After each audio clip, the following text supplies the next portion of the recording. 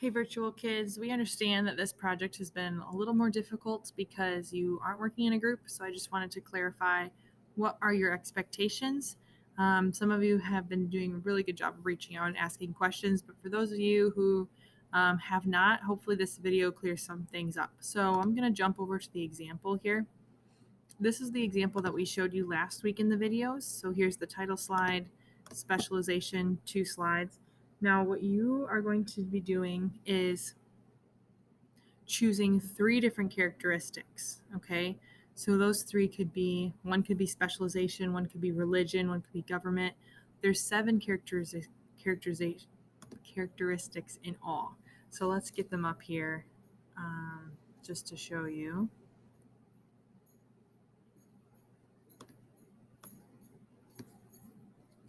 All right, so we have religion, government/law. We have specialization.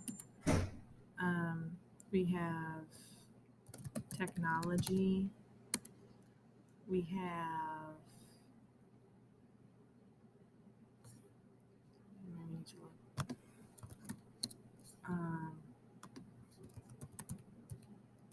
language. We have social structure.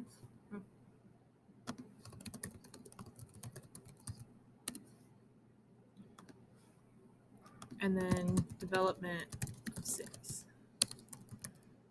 Okay, so these are the 7 characteristics right here of a civilization. So these are things that describe a civilization. We talked a lot about this.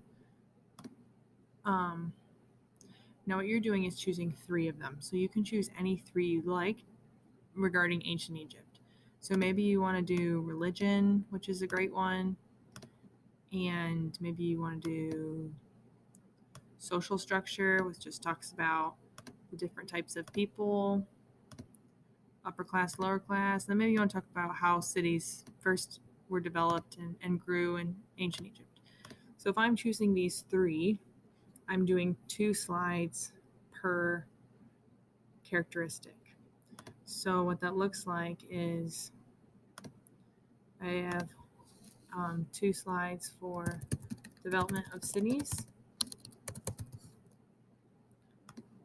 So copy and paste that. I have 2 slides of religion.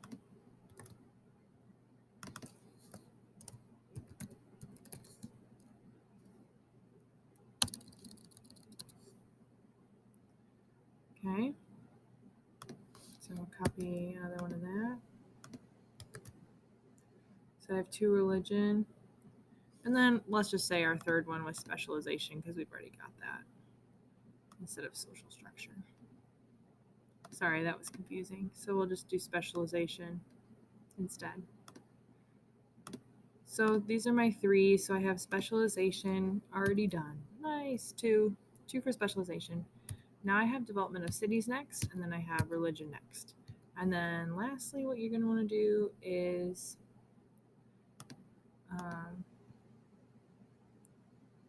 add a conclusion. So we will be using the same rubric for virtual students that we are for all the students. So you can still use all the documents that we've shown you in the video so far. Just the modification for you is that your presentation, you're doing it on your own, obviously. And then also you're doing 3 of the characteristics. You're still doing 2 per characteristic, 2 slides per characteristic, but you'll have a total of 1, 2, 3, 4, 5, 6, 7, 8 slides versus 16. So you'll do 8 slides and your points will adjust accordingly. This is a test grade, so it'll help your grade quite a bit if you just work really hard on this. Again, pictures can be on either one of the slides or on both with information on both. It's your choice how you design these slides. It's your choice how you do the project. Besides the fact we want you to use this outline. Okay, so if there's any questions, please let us know. This is another work day today. Don't worry about commenting on someone else's project or anything like that. We didn't want it to get messy because if you don't share with just viewer access, if you accidentally do editing access, then someone could accidentally delete all your work. And we didn't want that to happen. So today is just one more work day, hopefully with some clarification. And then Thursday, you will have an activity assignment to do. And then Friday, we will try to do a collaboration activity for all the virtual kids who are at home. Okay, so we're still working out the kinks for that. Thank you for your patience, and please, please, please come to our Google Meet from 11 to 12 today if you have any other questions. Also, if you didn't turn in your CER and you're noticing in PowerSchool that you have a 0, please come to the Google Meet from 11 to 12 because we can talk to you about what it will take for you to get that turned in with a good grade.